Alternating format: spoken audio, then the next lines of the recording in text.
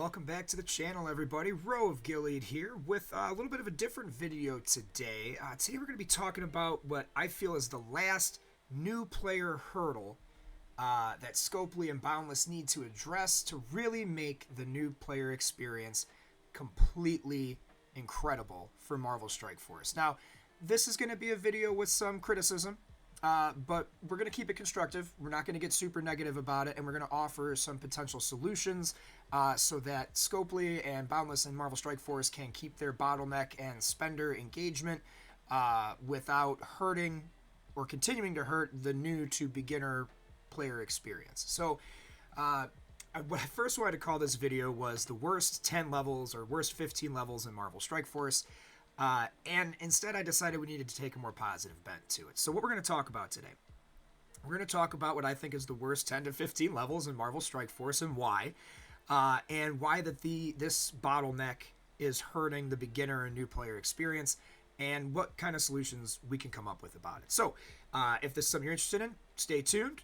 Maybe leave us a like, subscribe if this is the kind of content you're looking for, and let's get into it.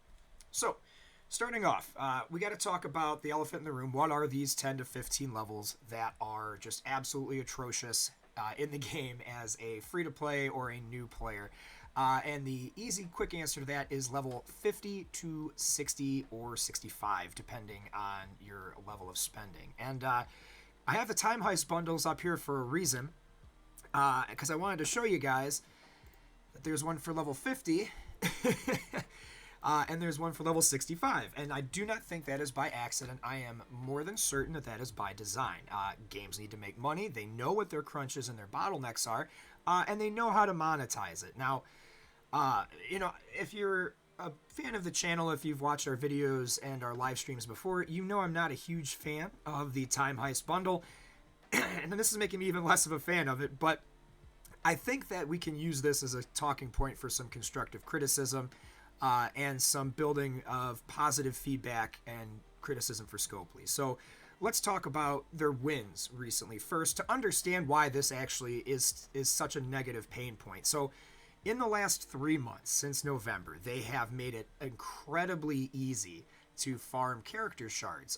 This account that we're playing on right now has been around for approximately 3 months, and I almost have 3 or 4 characters at 7 stars. We have Captain America at 6, working his way to 7.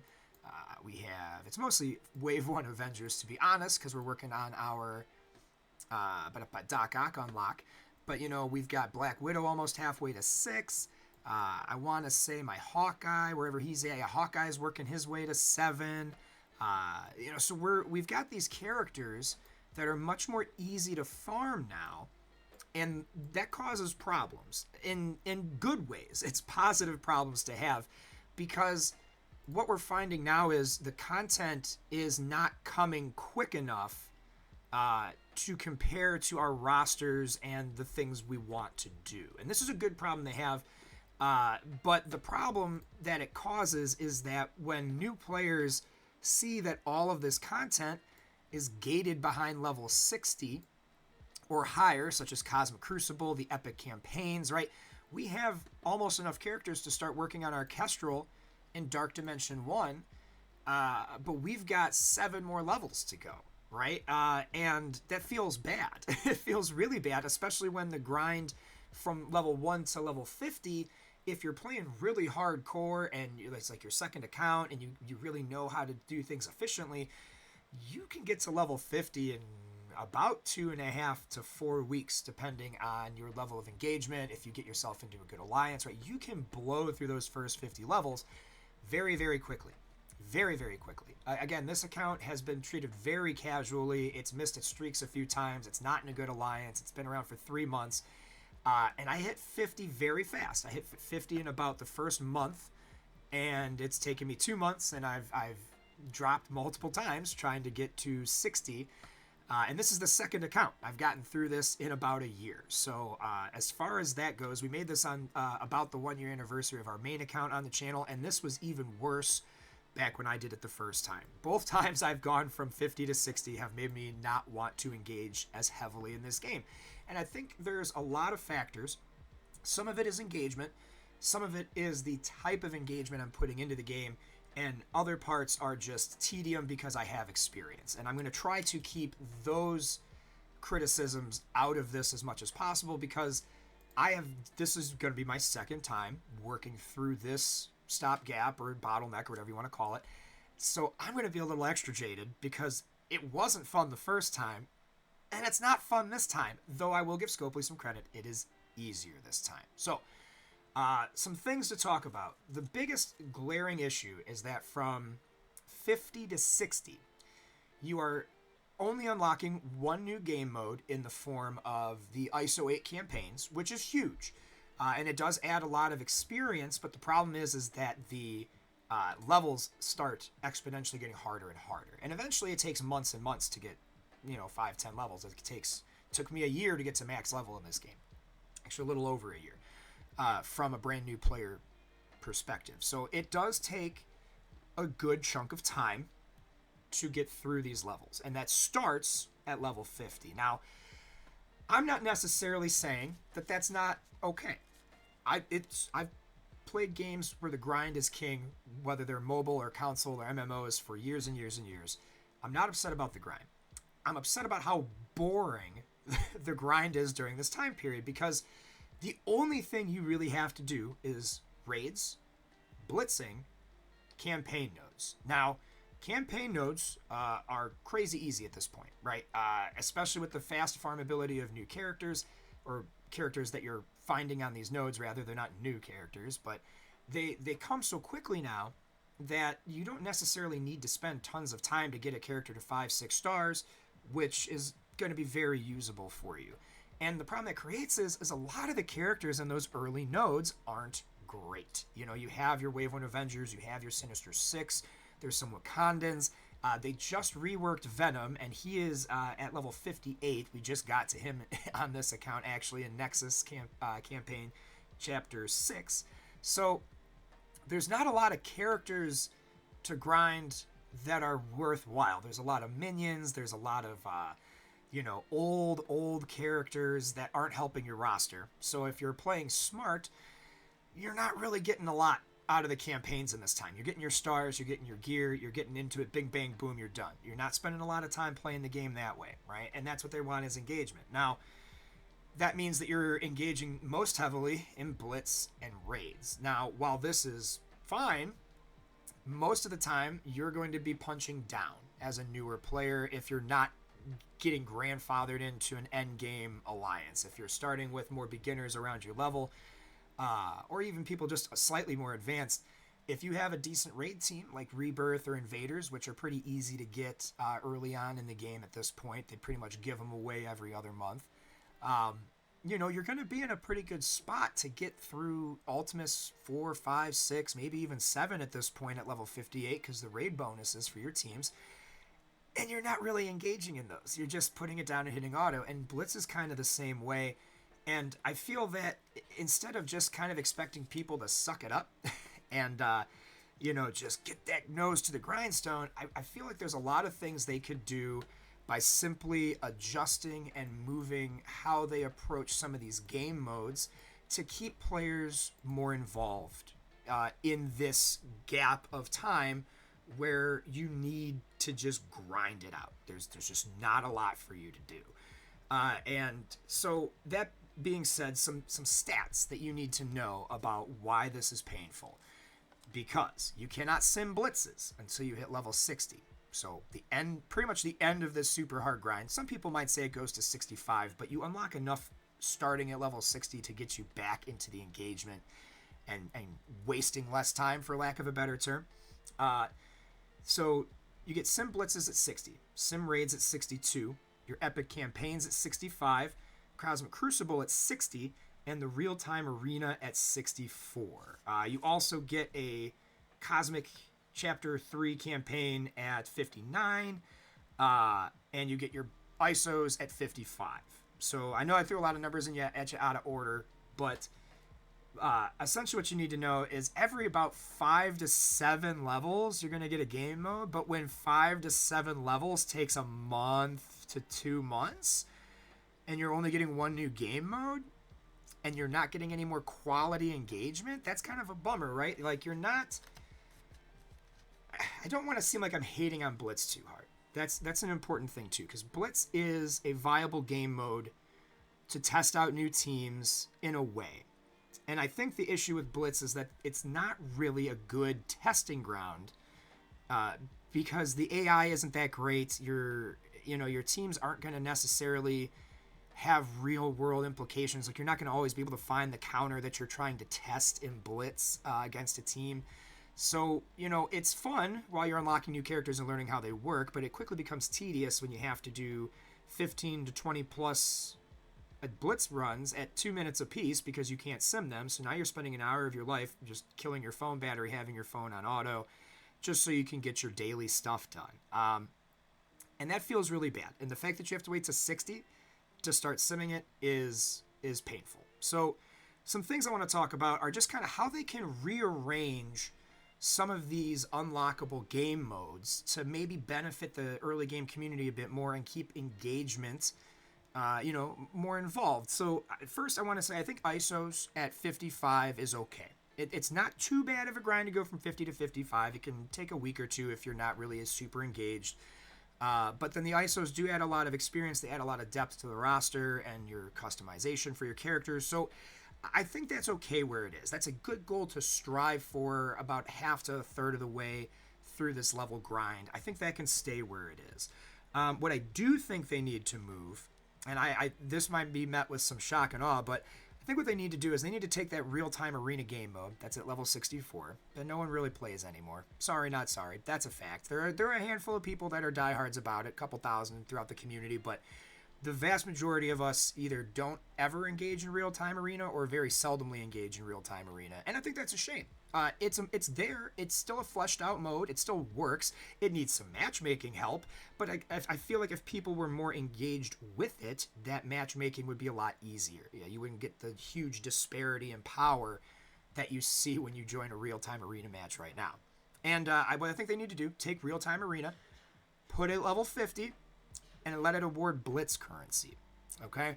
The reason being, this is going to be a much more viable way for newer players to actually test their teams in preparation for Arena and Cosmic Crucible, and to allow it to have some kind of impact on their roster without it being completely out of hand, right? It's going to help when you unlock the Battle Pass. It's going to help kind of push that progression. And if you don't want to do a ton of blitzing, this gives you another avenue to get that same currency to work on those characters without feeling like you're forced to blitz all the time as your only outlet as a free-to-play or new player. And I think that'd make a huge difference. That would get people way more engaged in real-time arena and the theory crafting for their teams. I think that would get people way more invested in Blitz in the sense that you now have multiple ways to tackle getting those Blitz credits. You can, just kind of jump in and auto if you want. You can go in and play against another person if you want. And then when you hit certain milestones, you can sim it if you want. So it gives, more facets. It's not going to be game breaking. We all know that the best characters in the game aren't always in the Blitz store, right? So, I mean, it's not going to, I don't think that would break the game. I don't think that would hurt their monetization any, but what it would do is it would take what's essentially a dead game mode. It would bring it to the forefront for newer players and give them variety in the content they can play and how they earn their currencies through the Blitz store. Moving on ahead, another quick level shift I think they should do is bring epic campaigns from 65 to 55. And I don't think this is necessarily like a huge fire and pitchfork kind of criticism. I think this is a natural hiccup caused by how much more accessible character shards and yellow stars are. And I think especially now that they've made Kestrel the Dark Dimension 1 prize, she's an amazing character. People should be trying to get her in their roster as soon as they can. I mean, she is viable all the way to the end game as one of the best characters they've ever made. So do not hesitate to pull the trigger on Kestrel. And I think seeing as I've started to get 6-star characters around level 55, I think that it's feasible to start that Dark Dimension grind at 55. Reason being, it will unlock that stupid locked screen that lets you not see all the cool shit you can get. And that's part of the problem. If you can't see what's coming and get excited about it, we'll get to that later. But it'll let you get in there earlier, start pecking away at those nodes, learning how dark dimensions work, learning how to strategize. That's going to get people engaged, and you're not going to be fully able to clear it on your first time. So that could generate some sales for Scopely. People wanting to get those last star levels for certain characters, people wanting to get those abilities just to that next tier so that they can push through that dark dimension. We all know that's a viable selling point. Look at Dark Dimension 6 and Gear Tier 18, right? That's Whale City. Super Scroll is incredible. So why not, instead of trying to monetize the level jump, monetize getting Kestrel, right? Get people excited, get people engaged, and let that drive your sales instead of a level gap, okay? Moving on ahead, I would suggest moving back to kind of the Blitz arena real quick. I would suggest moving the Blitz sim to level 55 along with the ISO, right? This way, you can spend less time there if you want to, and more time engaging in the gameplay parts that are actually going to help really impact your roster, like grinding out ISOs, things of that nature. I know Blitz is a tough topic in the community. It's very love-hate for a lot of people. You either love it or you hate it. There's very few in between. And I just think that the sooner you give people the option on how to engage with it, the less of a pain point it's going to be for the community as a whole, right? So moving Blitz Sim down to 55, I think is just a move that they should make. Why make people suffer when they're more likely to quit because they don't have that much time in the game than they are to spend $100+ trying to get through level 50 to 65. Raid Sim to 60. To line up with Cosmic Crucible. I don't think they should move Cosmic Crucible. You're still going to need multiple teams. You're still going to need a fair understanding of the game. So I feel like level 60 for Cosmic Crucible is fine. And I feel like if they made the real-time arena change, people would be more excited to grind up to that because they would have a way to test and practice their teams in preparation for it. So that could be a really fun point there. But bringing raids down to 60, first of all, 62 is just a goofy level, right? Like, why 62 and not 60 or 65? Well, 65 is worse, so we don't want 65. Just bring it down to 60. I feel by this point, most people are either punching across in raids, like at their level, or punching down. And if you have a raid team, you're going to cruise through it as long as they're leveled up. And, simming will allow you to, again, engage more in the parts of the game that are worth your time. And it'll kind of show you where you need to be. If you try to sim a raid node and you fail, I got to build up this team. Maybe I'll spend some money, right, Scopely? So, lowering those level requirements, even if people's accounts might not totally be ready for it, is another way to drive sales without handicapping people for 10 to 15 levels of the game. That said, I'm pretty sure that's all I had on the constructive solutions that don't involve us spending money, all right? I really just think what they should be looking at doing is moving the bottleneck goalposts now that things are a little easier for newer players. And what this, I feel, will do is kind of bring things more in line with what I experienced a year ago, where the max level was 10 levels lower, right? So basically moving this bottleneck like from 50 to 60 to like 65 to 75 or something of that nature, where you're going to have all these game modes, you're going to have all these activities to engage in. So even though you are bottlenecked and it's going to take you a hot minute to get through that activity, you're going to be more engaged in the rest of the game. And it's not going to feel like such a miserable experience, a miserable, boring grind. It's going to keep you energized. It's going to keep you, every week I'm going to have a couple new levels, something new to do. And then by the time you get to 65 to 75, which is another bottleneck already, you're going to have a better experience under your belt. So this grind is not going to be as, what's the word I'm looking for? The grind is not going to be as intimidating. It's going to feel more natural and progressive than it is going to feel stilted and like the game is holding you back. Speaking of the game holding you back, that brings me to my last point that I really want to talk about, because this is 100% why the game is the way it is. There will be no convincing me otherwise, and that is this Time Heist bundle. Now, this is not, in my opinion, a good deal. $100 for a bunch of old characters, a couple of which have had reworks in the last year, but none of which are hard to acquire. And I just feel that this is the main reason why 50 to 65 is so dang hard, and why everything is put so far to the back end of it is because they want players to engage in and purchase the Time Heist bundles.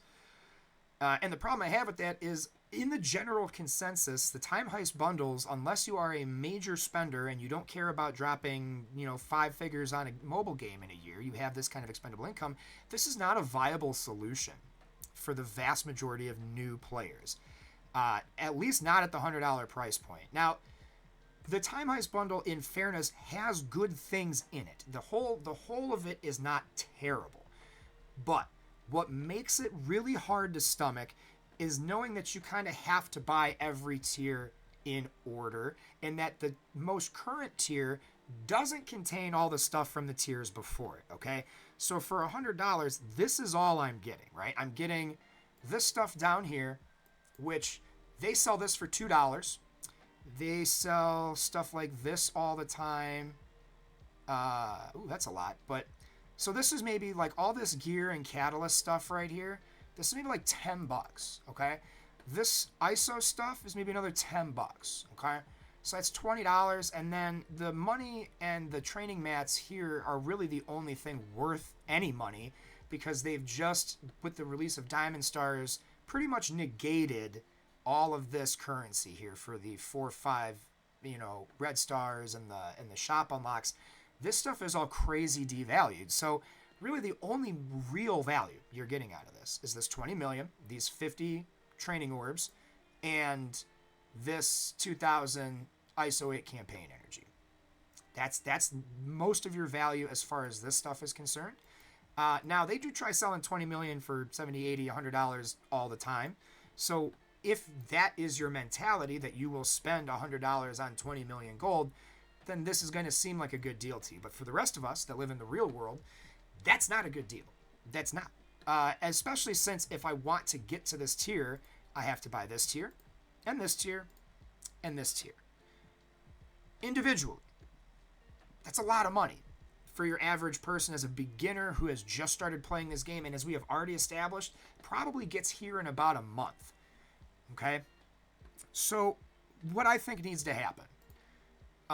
One, they need to make this price point include all this stuff back here. Okay?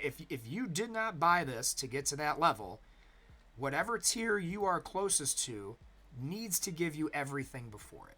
I can't stress this enough. You can spend $50 in other games that are the same style, just less graphically pretty, and get max level in that game, max account level, get the first 3 years worth of characters unlocked at 5 stars with a bunch of their abilities upgraded, tons of gear, tons of gold, tons of training materials. It unlocks every game mode for you.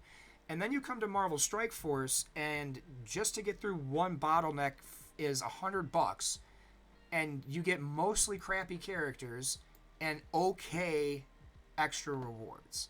And I really think that this level of monetization is what's hurting the new player experience, getting people to spend. Because when they see a price point like this, if they're brand new and they made it to here in like 3 weeks, and they're like, oh, okay, this is starting to take some time. What's it going to cost me? And they see $100, and they're like, well, I don't want to use X-Force. I can use my Wave 1 Avengers on Doc Ock. I don't want Black Bolt at all. He's useless. And the only 2 Asgardians here that are worth anything are Loki and Hela. Symbiotes, trash. I can use my Sinister Six to unlock Shuri as well. And the only 2 characters here that are good are Carnage and Venom, and that is as of January of 2024 because they just got a rework. For years prior to today, they were trash. Pimtech, you might make an example to use a couple of these for the Infestation team in War, but that's more an endgame activity, and you can use any tech hero on Jubilee now. So again, not the greatest. You can use these power armors on Jubilee because I'm pretty sure most of them are tech hero. But most of these are farmable from stores and things. You don't want the Inhumans, they're terrible. So, like, you're, and this isn't a character you're getting. This is the ISO upgrade for the campaign, by the way. That's not something, that's something they give you anyway. So they either got to rework these teams and how they give them to you, or they got to give you all of these prior tiers. And they can give them to you at these levels. That's fine, but they for $100 to get through a bottleneck that is, you're hiding half of your game behind, in my opinion, is a bad look. It makes it seem like your game is inaccessible to people not willing to spend $100 at the drop of a hat. And I think it gives people the wrong impression, because when I started playing this game, I felt like I had to spend money. And I made it about 3 or 4 months before I actually started spending, and then it was a slippery slope. But on this free-to-play account that I'm working on, it doesn't feel that bad. And if it wasn't for the fact that I was intentionally trying to keep this account a free-to-play account, I probably would have spent a decent amount of money, because they've had good deals for beginning players. They've had value, and they're changing their structure to make things more beginner friendly to keep beginners playing. And I think that addressing how the Time Heist works, not necessarily its contents, but how it works, how the tiers work, how your spending works, I think if they address that and make that $100 include everything before it, or maybe make that tier cheaper, because that is the worst pain point, and because half of your game is right now hidden behind that 50 to 65 level gap, I think the game will be in a much, much better place. So that being said, friends, that's pretty much all for the video today. I hope you found this information useful. If you agree, and you thought, we might want to pass this up the ladder, make sure you share the video, like, subscribe. Everything helps the channel. If you think I'm wrong, comment. I know there's some people that are going to come at me for my opinions on the Time Heist bundle, and that's okay. Math will exonerate me, and it's just like my opinion, bro. So if you don't like it, you can leave that in the comments too. It won't hurt my feelings, but I hope you all got something out of this video, whether it's something to enjoy and to enhance your experience, or whether it's something to complain about. Hopefully you got something out of it. But either way, like, share, subscribe, and hopefully I will catch you guys in the next one. Long days and pleasant nights, my friends.